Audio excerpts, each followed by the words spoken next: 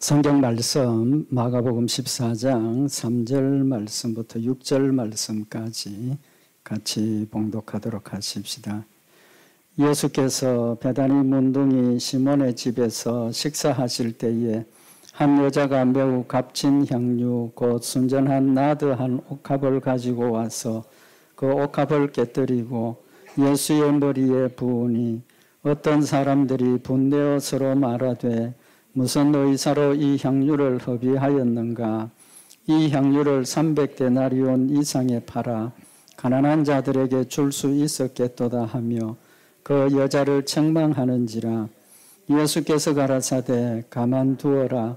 너희가 어찌하여 저를 괴롭게 하느냐? 저가 내게 좋은 일을 하였느니라. 아멘.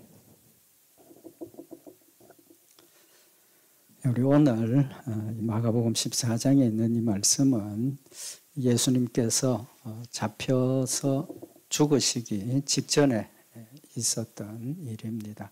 어떻게 보면 예수님 공생애의 공적인 식사로서는 마지막 식사고 공적인 역사의 마지막 부분이라고 생각을 합니다.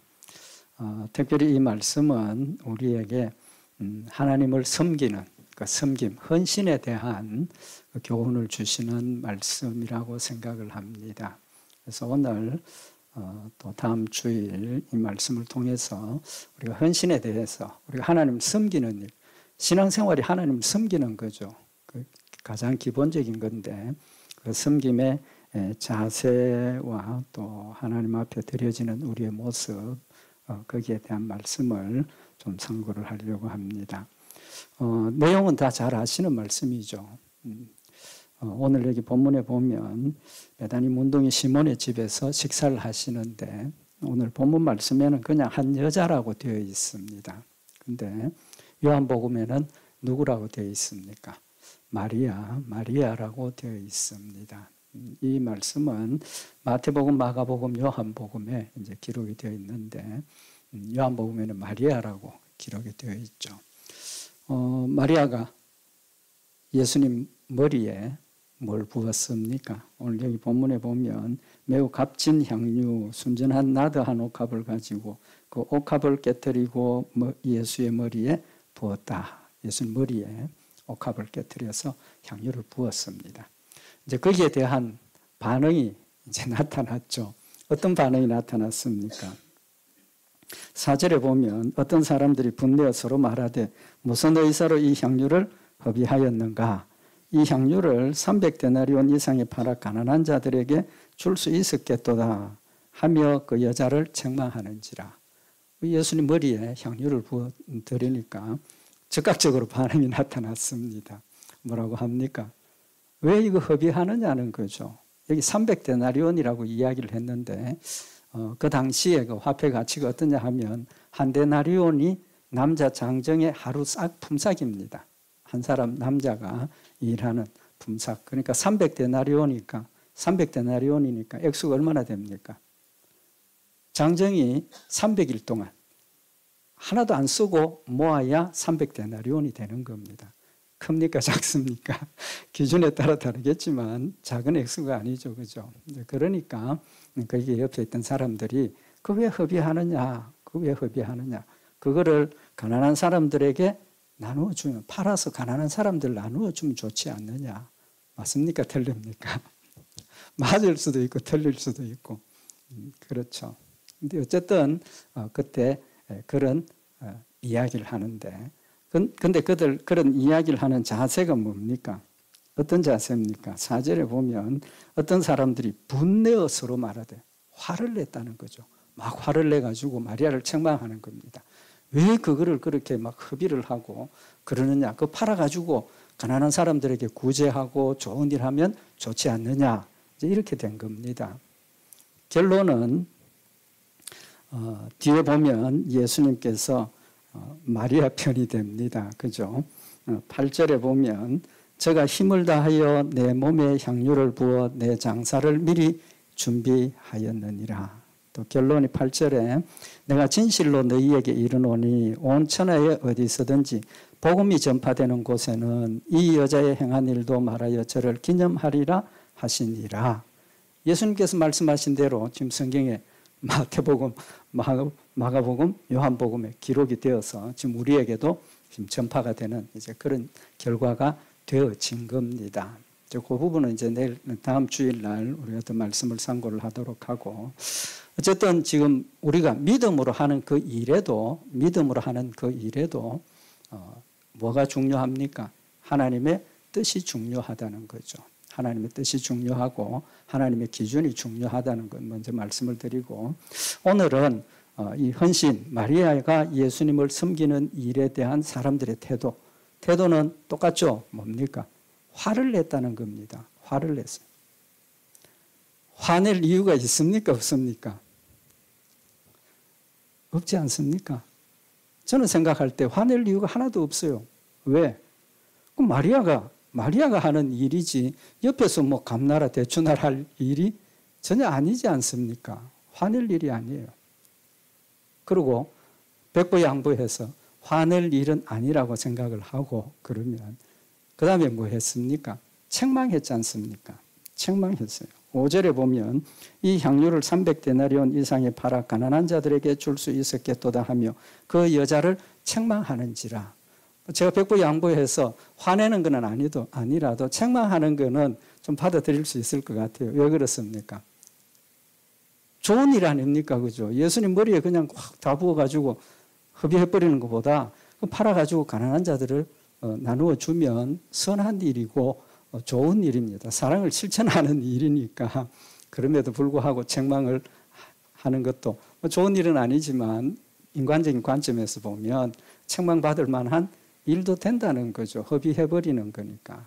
근데 예수님께서 7절에 가난한 자들은 항상 너희와 함께 있으니 아무 때라도 원하는 대로 도울 수 있거니와 나는 너희와 항상 함께 있지 아니하니라. 예수님께 드리는 이 행위가 지금 한 번에 끝날 일이고 또 인류 역사상 단 한 번밖에 할 수 없는 그런 섬김의 것이라는 것을 지금 말씀을 하시는 겁니다. 이건 다음 주일날 말씀을 상고를 하도록 하고, 이제 말씀드린 것처럼 분낼 이유가 하나도 없습니다. 그죠? 분낼 이유가 하나도 없습니다. 그런데 분을 냈어요. 왜 분냈습니까? 왜 화를 냈습니까? 화내게 만드는 사람이 있었습니다. 본문 말씀에는 그 내용이 안 나오는데 요한복음 12장에 이 기사를 보면, 요한복음 12장 4절에 보면 제자 중 하나로서 예수를 잡아줄 가룟 유다가 말하되 이 향유를 어찌하여 300데나리온에 팔아 가난한 자들에게 주지 아니하였느냐 하니, 그 자리에서 마리아가 부어주는 걸 보고 가룟 유다처럼 왜 이걸 허비하느냐라고 생각할 수 있는 사람도 있지만 저같이 좀 둔한 사람은 그러는가 보다 그렇게 넘어갈 수도 있지 않습니까? 넘어갈 수도 있는 문제라고. 그런데 가룟 유다가 앞장서서 왜 그걸 가난한 사람 팔아서 가난한 사람 나눠주지 왜 그 허비하느냐라고 책망을 하니까 오늘 여기 본문 말씀에 보면 어떤 사람들이 분내어 서로 말하되 한번 의견이 던져지니까 사람들이 어떻게 합니까? 대화가 되어진다는 거죠.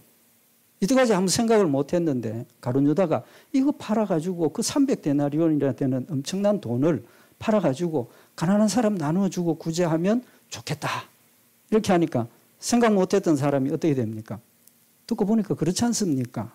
그렇다고. 그러니까 서로 이야기를 그렇네. 듣고 보니까 그렇네. 그걸 왜 그렇게 허비를 하고 왜 버리지? 막 이제 이야기가 시작이 되다 보니까 오고 가고 하니까 말이 커지고 점점 화가 나기 시작하는 거죠. 화가 나기 시작. 그래서 화를 내 가지고 책망을 하게 되는 그런 결과를 가져오고 있는 겁니다. 근데 가룟 유다가 그런 참 착한 생각을 하게 된 이유가 뭡니까?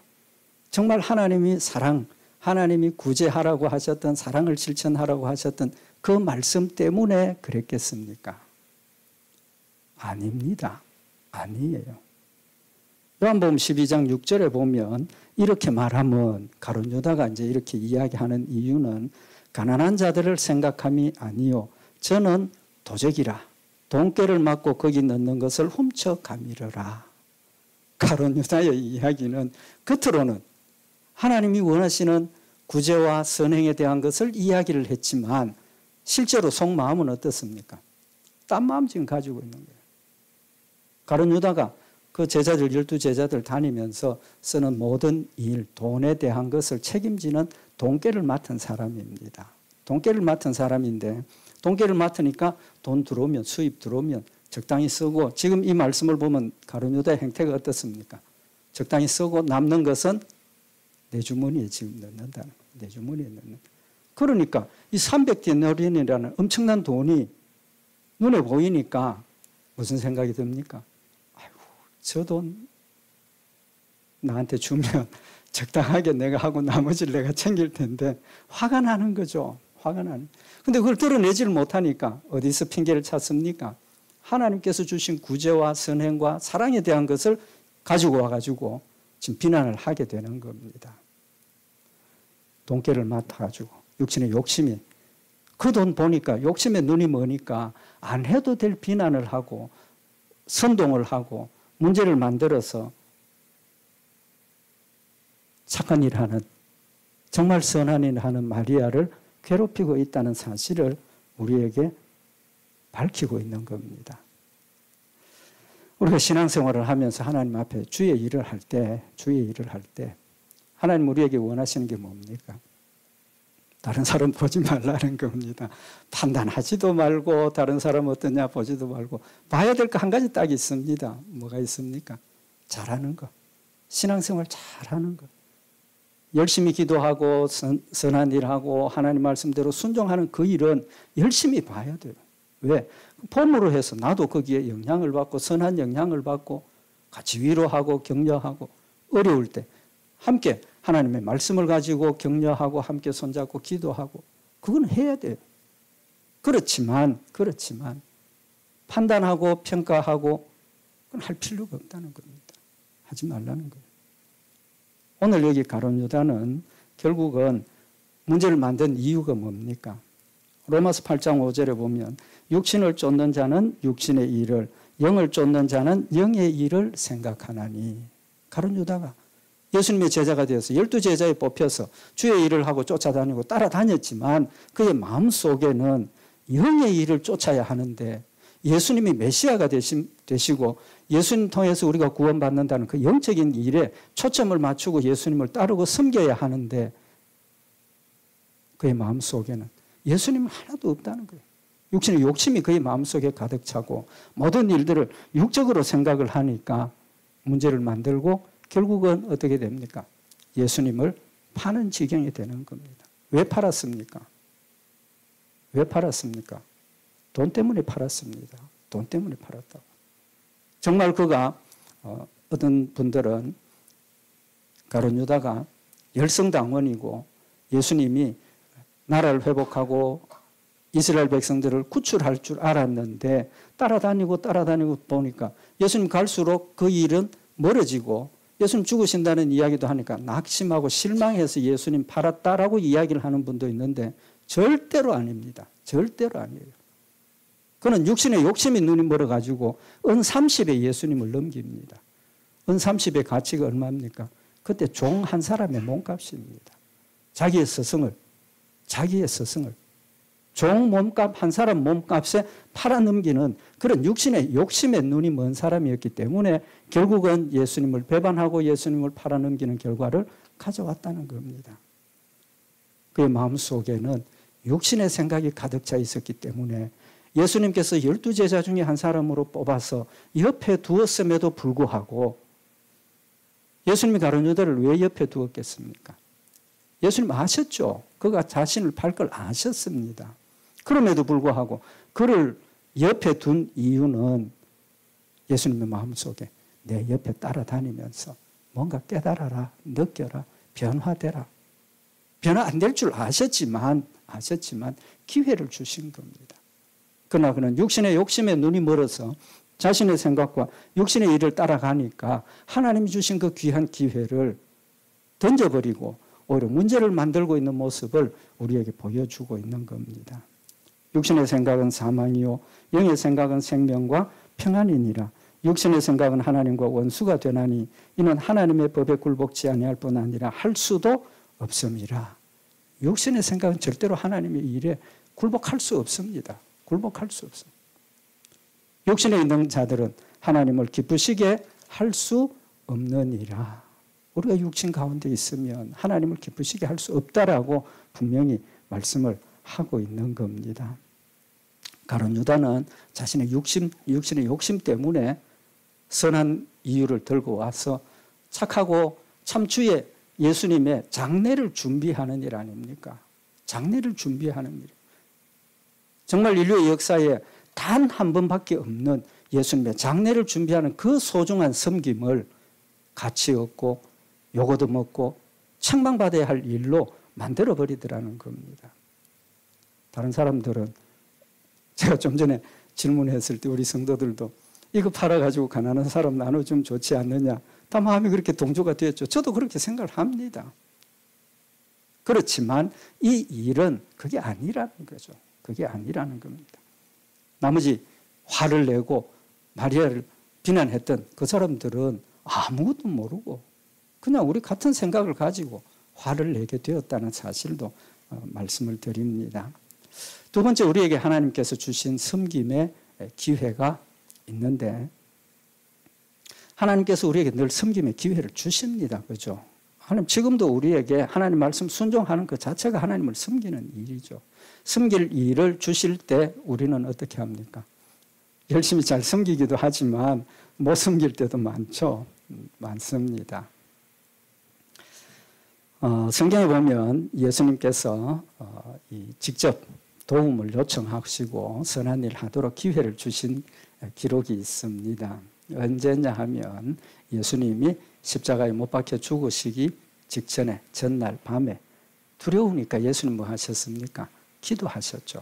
겟세마네 동산으로 기도하러 이제 열두 제자들 데리고 가시는데 마태복음 26장 36절에 보면 이에 예수께서 제자들과 함께 겟세마네라 하는 곳에 이르러 제자들에게 이르시되 내가 저기 가서 기도할 동안에 너희는 여기 앉아 있으라. 예수님께서 12제자를 데리고 가셔서 너 여기 좀 앉아 있으라. 내 저기 가서 기도할 테니까 기도할 동안 좀 앉아 있으라는 겁니다. 다른 거 뭐 요구하신 거 아닙니다. 그냥 앉아 있으라는 겁니다.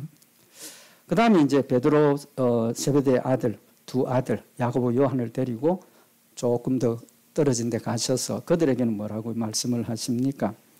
베드로와 세베대의 두 아들을 데리고 가실새 고민하고 슬퍼하사 이에 말씀하시되 내 마음이 심히 고민하여 죽게 되었으니 너희는 여기 머물러 나와 함께 깨어 있으라 라고 예수님께서 말씀을 하십니다. 예수님이 스스로 지금 죽음이 얼마나 두려운지 내가 지금 심히 고민하고 슬퍼하고 마음이 죽게 되었다. 죽음의 두려움이 그만큼 큰 겁니다. 우리하고 똑같은 죽음의 두려움을 가지신 거죠. 그러면서 베드로, 야고보, 요한에게는 뭐라고 말씀하십니까? 깨어 있으라고 부탁을 하셨습니다. 앉아 있는 것하고 깨어 있는 게 힘듭니까? 어렵습니까? 예수님께서 가서 너 여기 좀 앉아 있거라. 딴 데 가지 말고 앉아 있거라. 그 다음에 베드로, 야고보, 요한은 너희들 여기 깨어 있어라. 좀 잠자지 말고 깨어 있어라. 기도하라는 거 아닙니다. 기도하라는 거 아닙니다. 그냥 깨어 있으라는 겁니다. 얼마나 쉽습니까? 그냥 앉아 있으면 되고 깨어 있으면 되는데. 근데 어떻게 했습니까? 그들은 잠이 들었어요. 잠이 들었어요. 물론 피곤함도 있었을 거고 뭐 여러 가지 이유가 있었겠죠. 예수님 한번 기도하시고 돌아와서 보니까 뭐 하고 있습니까? 자고 있었죠. 마태복음 26장 40절에 보면 제자들에게 오사 그 자는 것을 보시고 베드로에게 말씀하시되 너희가 나와 함께 1시 동안도 이렇게 깨어 있을 수 없더냐. 베드로에게 너희가 잠시 동안도 이렇게 깨어 있을 수 없더냐라고 말씀을 하십니다. 우리의 모습입니다. 하나님 우리에게 원하시는 것은 절대로 무거운 거 요구하시지 않습니다. 할 수 없는 거 요구하시지 않습니다. 할 수 없는 거 요구하실 때는 할 수 있는 능력을 주시고 요구하시는 하나님이십니다. 그냥 앉아 있으라고, 그냥 깨어 있으라고. 하나님 우리의 도움을 필요로 합니까? 안 합니까? 하나님 우리 도움 필요 없습니다. 내가 안 해도 다른 사람 들어서 하실 것이고 사람 없으면 하나님 직접 하실 수 있습니다. 말씀으로만으로도 하실 수 있는 전능하신 하나님이십니다. 그냥 깨어 있으라고, 앉아 있으라고. 잠이 들었대. 왜 깨어 있으라고 하셨습니까? 믿음의 훈련입니다. 믿음의 훈련. 그리고 예수님께서 뭐라고 말씀하십니까? 시험에 들지 않게 깨어 있어 기도하라. 마음에는 원인 오되 육신이 약하도다. 깨어 있으라고 하신 것이 훈련입니다. 앞으로 예수님 떠나시고 나면 그들이 닥칠 공격과 그들이 감당해야 될 고난과 이런 것들을 감당할 수 있기 위해서는 깨어만 있으면 됩니다. 깨어만 있으면 돼요. 깨어 있으면 뭐 합니까? 기도하게 되지 않습니까? 깨어 있으면 하나님을 찾게 되어 있습니다.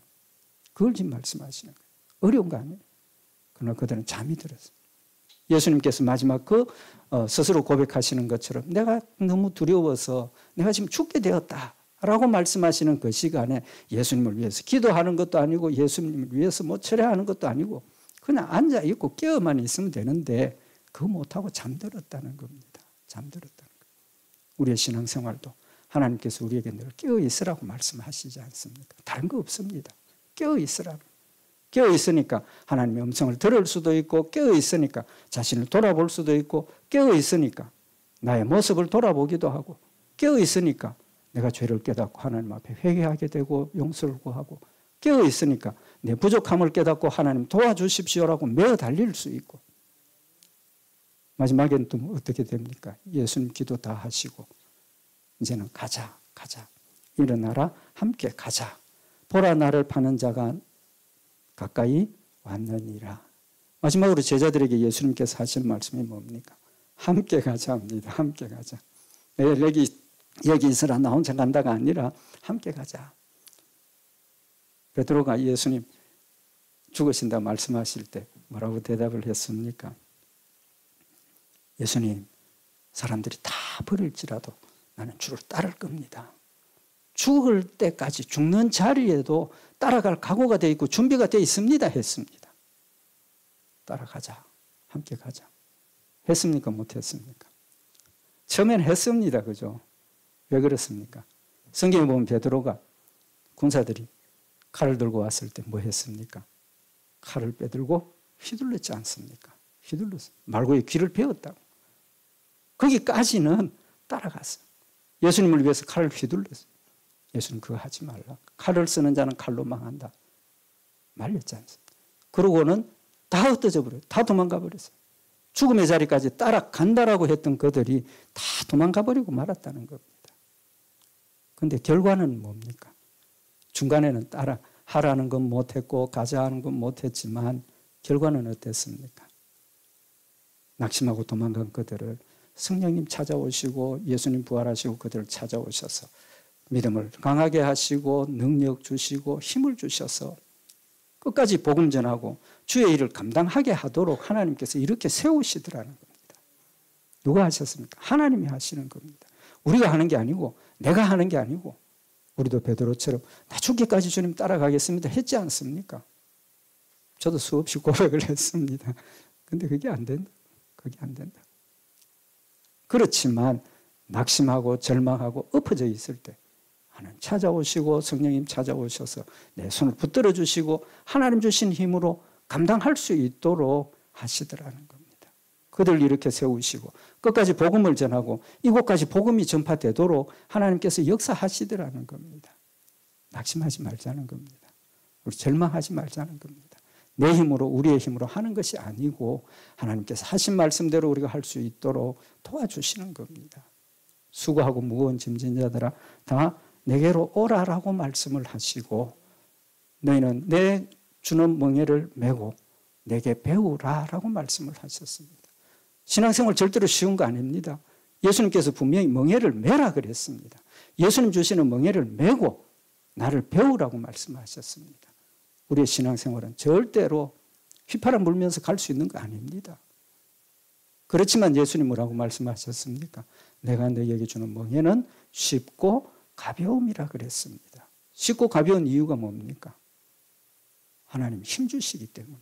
하나님 주신 힘으로 우리가 그것을 감당하기 때문에 쉽고 가벼운 것이지 우리가 능력이 생기고 우리가 강건해지고 우리가 튼튼해져서 그게 쉽고 가벼운 것이 되는 것이 아니라는 겁니다. 갈수록 더 힘들어집니다. 신앙이 크면 클수록 우리에게 맡겨지는 짐이 더 무겁습니다.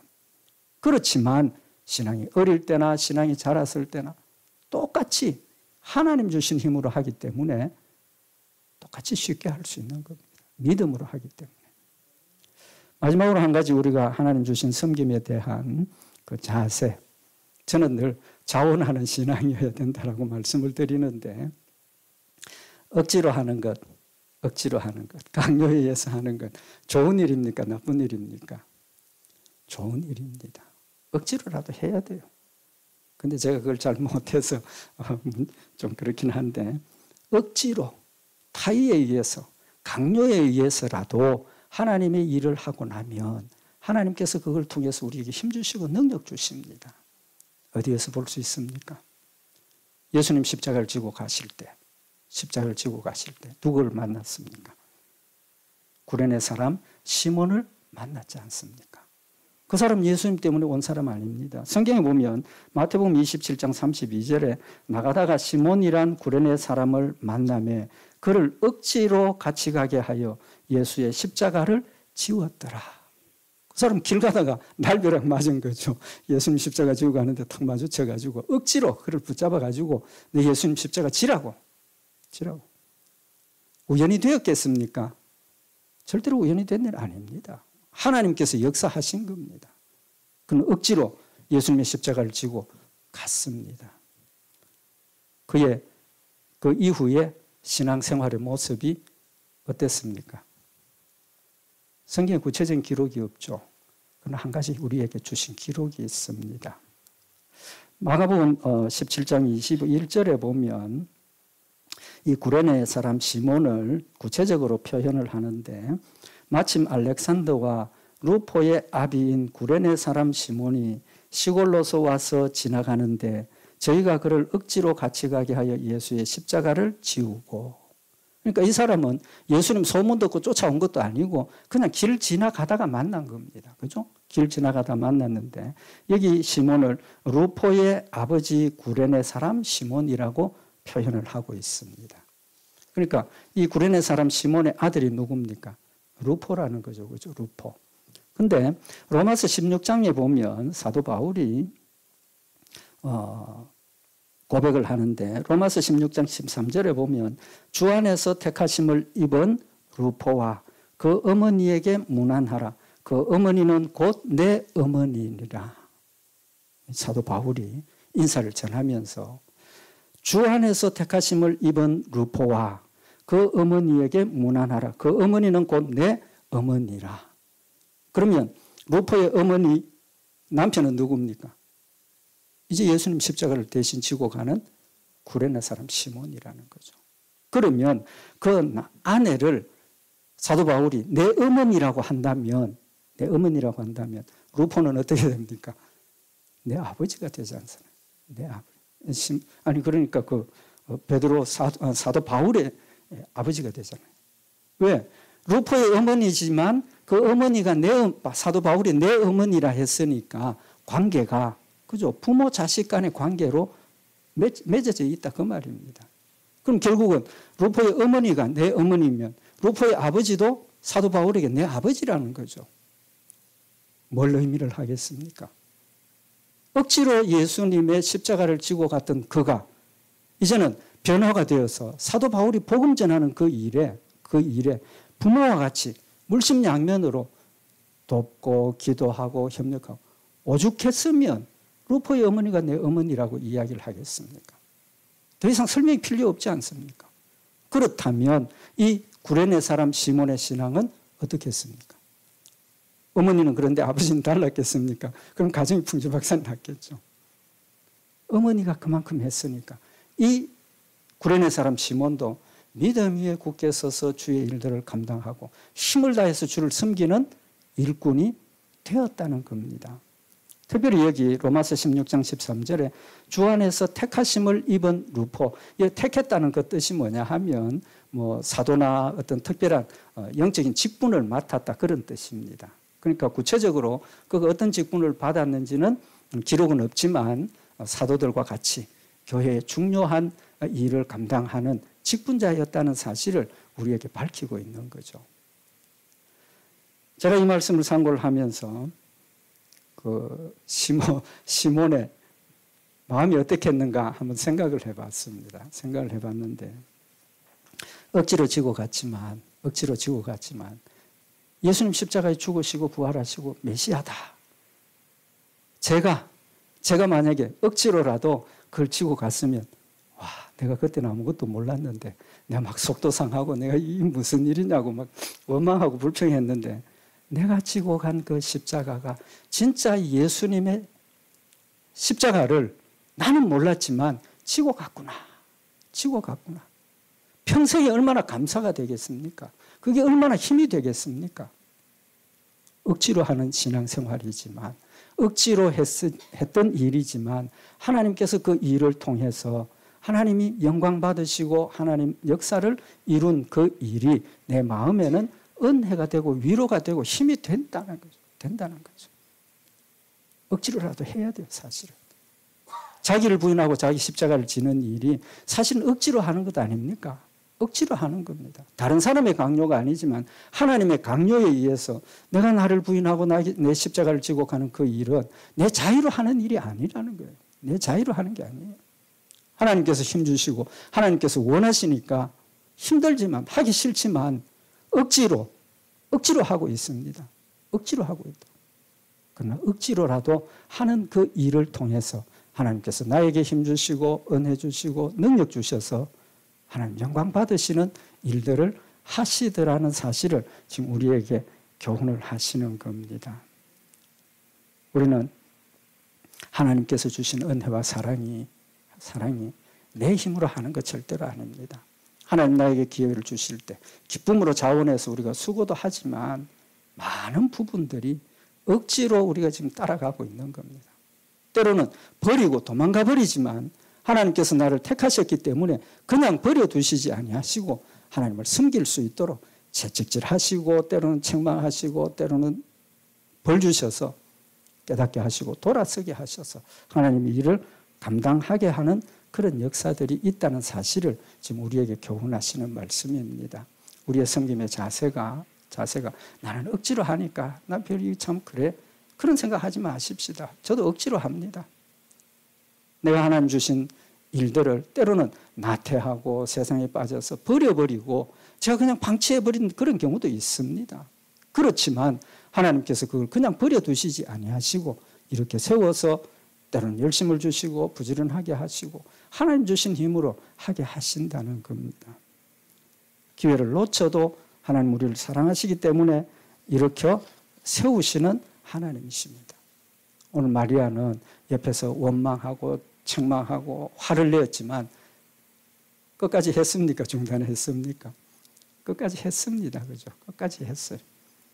형제들아 너희는 선을 행하다가 낙심치 말라라고 말씀을 하고 있습니다. 때로는 우리가 신앙생활하고 주의 일을 할 때 때로는 뭐 이상한 이야기 들을 때도 있고 때로는 책망받을 때도 있고 잘못해서 책망받아도 낙심하지 마십시오. 낙심하지 마세요. 왜? 하나님은 내 마음을 보시고 하나님은 내 하는 모든 일들을 용납하시고 어떤 모습이라도 하나님 날 붙들어서 하나님의 일들을 하게 하시고 끝까지 천국 데려가신 하나님이십니다. 형제들아 너희는 선을 행하다가 낙심치 말라 하신 이 말씀 우리 다시 한번 마음에 새기고 우리는 정말 믿음으로 끝까지 주의 뜻을 이루는 복된 역사 있기를 바랍니다. 기도드리십시다. 사랑의 하나님 아버지, 하나님 사랑하셔서 하나님의 종으로 우리들을 세워주시고 주의 일들을 감당하게 하심을 감사를 드립니다. 하나님 주신 이 귀한 일들을 마음을 다해서 충성하고 헌신하게 하시고 또 때로 넘어지고 때로 원망하고 불평할 때라도 이끌어 인도하시고 승리케 하시는 하나님의 사랑의 손길을 이 시간 다시 한번 마음에 새기는 저희들 되게 하셔서 주의 뜻을 주님과 함께 동행하며 기쁨으로 감당하며 승리하는 저희들 되도록 주님 인도하여 주시옵소서. 우리 주 예수 그리스도의 이름으로 기도드리옵나이다. 아멘.